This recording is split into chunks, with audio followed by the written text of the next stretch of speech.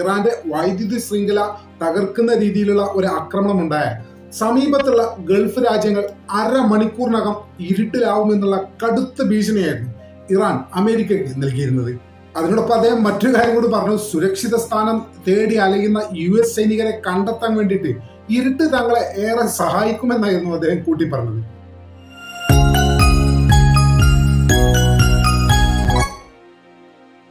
കഴിഞ്ഞ ദിവസം American president Donald Trump വളരെ ഗുരുതരമായിട്ടുള്ള ഒരു കാര്യം പറഞ്ഞിട്ടുണ്ട്. എന്താ പറയുക, നിങ്ങൾ ഇറാന്റെ വൈദ്യുതി ശൃംഖല തകർക്കുമെന്നായിരുന്നു.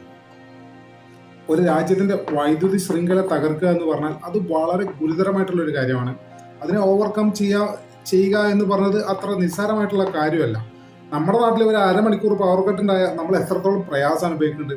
ആ സ്ഥാനത്താണ് ഒരു രാജ്യത്തിന്റെ വൈദ്യുതി ശൃംഖല മുഴുവനായിട്ട് തകർക്കുന്നുള്ള ഒരു ഭീഷണി ഡൊണാൾഡ് ട്രംപ് ഇറാനെ ഭീഷണിപ്പെടുത്തിയത്.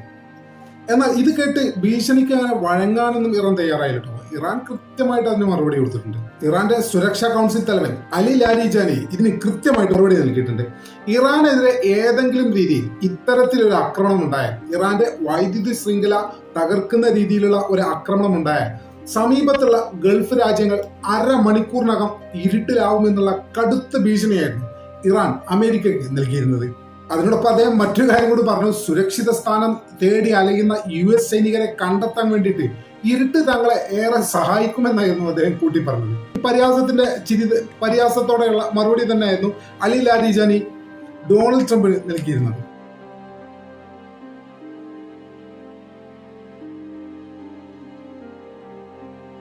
അതായത് ഏറ്റവും ചുരുക്കി പറഞ്ഞാൽ ട്രംപും നെതന്യാഹുവും അടക്കമുള്ള ആളുകൾ എന്റെ രാജ്യത്തിന്റെ വൈദ്യുതി ശൃംഖലയെ നോട്ടമിട്ടിട്ടുണ്ടെങ്കിൽ, അല്ലെങ്കിൽ അത്തരത്തിലൊരു നീക്കുപോക്ക് അവരുടെ ഭാഗത്തു നിന്നും ഉണ്ടായാൽ കേവലം അരമണിക്കൂറിനകം ഗൾഫ് രാജ്യങ്ങളെ, അതായത് Saudi Arabia, Dubai, Bahrain, Qatar, Oman, സമീപത്തുള്ള ഗൾഫ് രാജ്യങ്ങളെ എല്ലാം തന്നെ കേവലം അരമണിക്കൂറിനകം ഇരുട്ടിലാക്കുമെന്നാണ് ലാരിജാനിയുടെ ഭീഷണി. സ്വാഭാവികമായിട്ടും നമുക്കൊന്നും തോന്നും, അരമണിക്കൂർ കൊണ്ട് ഇരുട്ടിലായാൽ തന്നെ ഇപ്പൊ എന്താ പ്രശ്നം, അത് പുനഃസ്ഥാപിക്കാവുന്നതല്ലേ എന്നൊക്കെ നമുക്ക് സ്വാഭാവികമായിട്ടും ചിലപ്പോൾ തോന്നാൻ സാധ്യതയുണ്ട്. പക്ഷെ ഇതിന് ഗൗരവമായ ചില വശങ്ങളുണ്ട്. ഇനി അഥവാ അരമണിക്കൂറിനകം ഗൾഫ് രാജ്യങ്ങളുടെ വൈദ്യുതി മുടങ്ങി എന്താണ് സംഭവിക്കുക? ഈ വൈദ്യുതി നിലക്കുക എന്ന് പറഞ്ഞാൽ ജലവിതരണം തടസ്സപ്പെടുക എന്നൊരു അർത്ഥം കൂടി അതിനുണ്ട് എന്നുള്ളത് മനസ്സിലാക്കുക. അതായത് ജലവിതരണം തടസ്സപ്പെടുക എന്ന് പറയുമ്പോൾ ഗൾഫിലൊക്കെ മിക്കവാറും കടൽ വെള്ളം ശുദ്ധീകരിച്ചുള്ള വെള്ളങ്ങളാണ് അധികം ലഭിക്കുന്നത്. കുടിക്കാനുള്ള വെള്ളം മാത്രമേ പുറത്തുനിന്ന് വാങ്ങുള്ളൂ. അല്ലാത്തതൊക്കെ വീട്ടാവശ്യത്തിനും ബാത്റൂം ആവശ്യത്തിനും ഒക്കെ വീട്ടിൽ ഉപയോഗിക്കുന്ന വെള്ളം എന്ന് പറഞ്ഞാൽ അത് കടൽ വെള്ളം ശുദ്ധീകരിച്ചിട്ടുള്ള ഒരു പ്രോസസ്സുമായി ബന്ധപ്പെട്ടാണ് ഗൾഫ് രാജ്യങ്ങളിൽ എല്ലായിടത്തും വെള്ളം ലഭിക്കുന്നത്. ഈ വൈദ്യുതി ഇല്ലാതാകുന്ന ഈ ഘട്ടത്തിൽ ആദ്യം തടസ്സപ്പെടുക ഈ ജലപദ്ധതികളായിരിക്കും. കാരണം കടൽ വെള്ളം ശുദ്ധീകരിക്കാനുള്ള പ്ലാന്റുകൾ വൈദ്യുതി ഇല്ലാതാകുന്നതോടെ നിശ്ചലമാകും എന്നുള്ളത് നമുക്ക് ഉറപ്പിച്ച് പറയാൻ സാധിക്കും.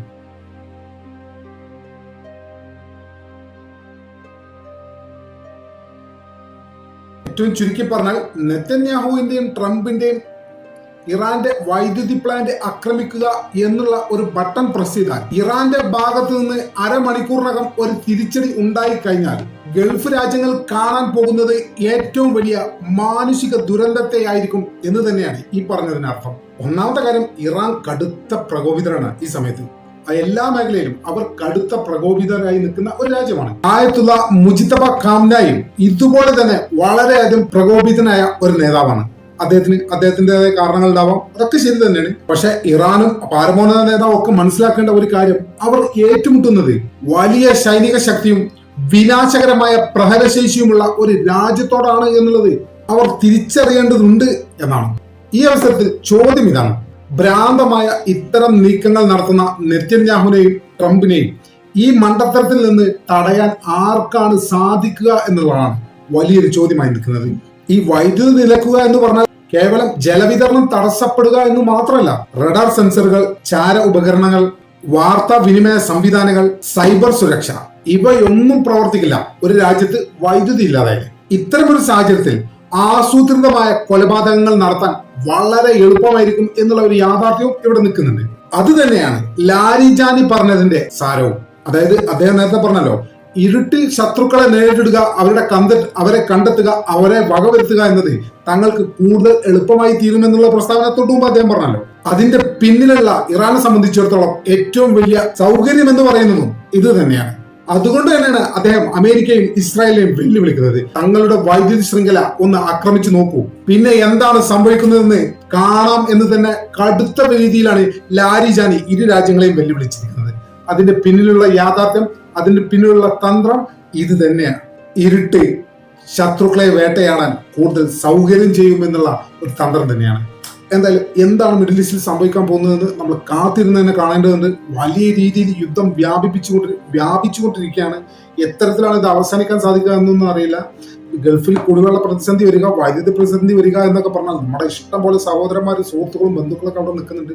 അക്കാര്യത്തിൽ നമുക്ക് വളരെയധികം സങ്കടവും ആശങ്കയും ഉണ്ട്. എന്തായാലും എല്ലാ പ്രശ്നങ്ങളും പെട്ടെന്നൊക്കെ തീരട്ടെ, സമാധാനവും സന്തോഷവും എല്ലാവരിലേക്കും ഉടൻ തന്നെ മടങ്ങി വരട്ടെ എന്ന് നമുക്ക് ആശിക്കാം. നമ്മുടെ ചാനൽ ഇതുവരെ സബ്സ്ക്രൈബ് ചെയ്യാത്ത ആളുകൾ ഇപ്പോൾ തന്നെ സബ്സ്ക്രൈബ് ചെയ്ത് പിന്തുണ തരണമെന്ന് വളരെ വിനീതമായി അഭ്യർത്ഥിക്കുന്നു. മറ്റൊരു വീഡിയോയുമായി ഒട്ടും വേഗം തന്നെ കാണാമെന്ന് പ്രതീക്ഷയോടെ ഇവിടെ പറയുന്നു.